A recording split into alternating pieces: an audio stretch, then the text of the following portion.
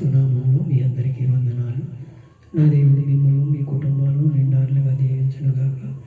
ఈరోజు ఒక వాక్యాన్ని చదువుకుందాం. ఈరోజు తల్లిదండ్రుల బాధ్యత ఏంటంటే పిల్లల గురించి మనం ప్రార్థన చేస్తున్నామా? మన కుటుంబాలు దీవించబడాలంటే మన పిల్లలు నిత్యత్వంలో నడవాలి, వారిని ఉన్నత స్థానంలో నిలబెట్టాలని మన తల్లిదండ్రులుగా ప్రార్థన చేయాలని దేవుడి లేఖనాలన్నీ కొన్ని బైబిల్లో ఉన్నాయి, తెలుసుకుందాం. ఈరోజు ఆదికాండము 17వ అధ్యాయం 18వ వచనంలో నేను చదువుతున్నాను. అందరూ కూడా బైబిల్ ఉంటే తీసి చదవండి, దేవుడి దీవెనలు పొందుకోండి. దేవుడు మనతో మాట్లాడుతున్న మాట ఆదికాండము 17వ అధ్యాయం 18వ వచనం. అబ్రహాము ఇశ్రాయేలుని నీ సన్నిధి బ్రతుకలను గ్రహించుము అని దేవునితో చెప్పగా, అయ్యా ఈ బిడ్డను నీ సన్నిధిలో అనుభవించే బిడ్డలుగా తీర్చిదిద్దమని అబ్రహాం అడుగుతున్నాడు. ఇస్మాయిల్ గురించి ప్రార్థన చేస్తున్నాడు. నా ఇంటిలో పెద్ద కుమారుడు ఇతని గురించి నేను దేవుని సన్నిధిలో ప్రతిష్ఠ చేయాలి. ఇతను నాకు వారసుడు కాకపోయినా సరే నా రక్త సంబంధంగా పంచుకున్నాడు కాబట్టి దేవుని సన్నిధిలో ఉండాలని ప్రార్థన చేస్తున్నాడు. మనం కూడా ప్రార్థన చేసేది ఎలా చేయాలంటే మన పిల్లల గురించి మనం మన పిల్లల్ని నిత్యత్వంలోకి నడిపించాలి. మనం నడిచిన బాటలో మన పిల్లలను నడిపించాలని దేవుని ఎదుట మనం కొన్ని తీర్మానాలు చేసుకోవాలి. ఆ తీర్మానం ఎలా ఉండాలంటే నా బిడ్డలు కూడా నేను నడిచిన మార్గంలో నడవాలని మనం కోరుకోవాలి. తల్లిదండ్రులు వేసే బాటలే పిల్లలకు రేపు మంచి బాటలు అవుతాయి. మనం ఏ బాటలో నడుస్తున్నామో తల్లిదండ్రులు కూడా అదే బాటలో నడుస్తారు. మనం తిరుగుమూతులు అయితే తిరుగుమూతులు అవుతారు, తాగుమూతులు అయితే వ్యభిచారులు అయితే వ్యభిచారులు అవుతారు.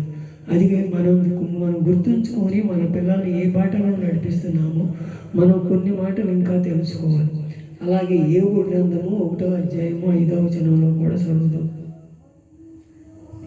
వారి విందు దినములు పూర్తిగాగా యోబు తన కుమారులను పాపం చేసి తన హృదయంలో దేవుని దూషించురేమోనని వారిని పిలవనంపించి వారిని పవిత్రపరిచి అరుణోదయములే లేచి వారిని ఒక్కొక్కరి నిమిత్తము దహన పనులను పెంచుతూ వచ్చెను. యోబు నిత్యము అలాగూ చేయుచుండెను అంటున్నాడు. పిల్లలంట ఒక్కోసారి హేళనగా చూసుకుంటారంట. ఒకరి పిల్లలు ఒకరంటే ఒకరు ఈర్ష్యగా ఉంటుందంట. వాళ్ళకి తెలుసో తెలియని జ్ఞానంలో ఉంటారు. వాళ్ళు ఏం చేస్తారంటే నాకన్నా తక్కువ ఉన్నాడు, నాకన్నా మంచి బట్టలు వేసుకోలేదు, నేనే ఉందాగా ఉన్నాను, నేనే మంచి మార్కులు సంపాదించుకుంటున్నాను, నేనే అని పిల్లలు మనసులో అనుకుంటారంట, బయటికి పొక్కపోయిపోయినా. వారి గురించి దేవుడు అబ్రహాము రేపుతో ప్రార్థన చేపిస్తున్నాడు. నీ పిల్లల గురించి నువ్వు ఎక్కడైనా తప్పు చేస్తున్నారేమో ఒక్కసారి ఆలోచన చేసి వాళ్ళ గురించి డైలీ కూడా దహన బలులు అర్పించమంటున్నాడు. ఆ రోజుల్లో అంటే ఇంట్లో మేకలు ఉన్నాయి, ఈరోజు అలా లేదు. మనకు దేవుడే మన ఎదురు నిలబడ్డాడు. కానీ నోటితో శుద్ధిస్తే చాలంటున్నాడు. మనం నోటితో కూడా శుద్ధించగలుగుతున్నాము. అయ్యా నా బిడ్డ చెడు మార్గంలో నడవకుండా, అయ్యా ఈ కాలేజీకి వెళ్తున్నాడు, ఈ పనికి వెళ్తున్నాడు, ఈ పని మీద వెళ్తున్నాడు, నీ చిత్తమైతే పంపించేయని మనం తీర్మానం చేసి అడగగలుగుతున్నామా లేదా ఒకసారి మన హృదయాలు పరిశోధించుకో. మన పిల్లలు ప్రయాణం అయ్యేటప్పుడు మన పిల్లల గురించి మనం ప్రార్థన చేయాలి. ఏ పదే చేశాడు ఇక్కడ, వాళ్ళు ఎక్కడన్నా చెడు ఆలోచనలో ఉంటారేమో, వాళ్ళ గురించి చెడు పని చేయకపోయినా కంటితో చూసినా పాపమేనంట. మనం కంటితో ఏదైతే చూస్తామో అది పాపం కింద పరిగణిస్తుంది. చెడు కార్యాలు చూసినా మంచి కార్యాలు చూసినా మనం మనసులో వేరదర్శిగా మనం వాళ్ళని చూసినా అది పాపంగానే ఉంటుందని వాళ్ళ గురించి దహన బలులు అర్పించాడట. అలాగే మన పిల్లల గురించి కూడా మనం చెడు ఆలోచనలో ఉన్నారు, చెడు తలంపులో ఉన్నారు, మనం హృదయాలు పరిశోధించుకొని వారి గురించి నిత్యము ధూపం వేస్తే మన కుటుంబాలు దీవించబడతాయి. ముందర మనం సరిగా నడవాలి. మనలోనే సరిలేకపోతే ఎదుట వాళ్ళ పిల్లల గురించి ఎలా ఏలెత్తి చూపించగలము? మన నడకను బట్టి, మన ప్రవర్తన బట్టి మన పిల్లలు దేవుని సన్నిధిలోకి వస్తారు. రాని వారి గురించి ప్రార్థన చేయటమే తప్ప ఏమీ లేదు మనం చేయగలి. అలా చేయాలని దేవుడు కోరుకుంటున్నాడు. నన్ను కూడా మన పిల్లల గురించి ప్రార్థన చేద్దామా? అబ్రహాం ఇస్మాయిల్ గురించి ఎలా ప్రార్థన చేసయ్యా, నీ సన్నిధిలో నిలబెట్టయ్యా, నీ బిడ్డను నీ చేతికి అప్పగిస్తున్నానయ్యా. అలా ఏమి కూడా కంటితో కానీ నోటితో కానీ ఎక్కడైనా పాపం చేశారే అని ప్రార్థన చేశాడు. మనం ఏ ప్రార్థన చేస్తున్నామో ఒకసారి మన ప్రార్థన. అలాగే మత్తయి సువార్త 17వ అధ్యాయం 17లో కూడా అంటున్నాడు, 15వ వచనంలో కూడా 17:15లో కూడా, ప్రభువా నా కుమారుడు కరుణించుము, వాడు చేయంత్ర రోగి అయ్యి మిక్కిలి బాధపడుతున్నాడు. ఎలాగన్నా అగ్గిలోనూ నీళ్ళలోనూ తడుసుగా పడుతున్నాడంట.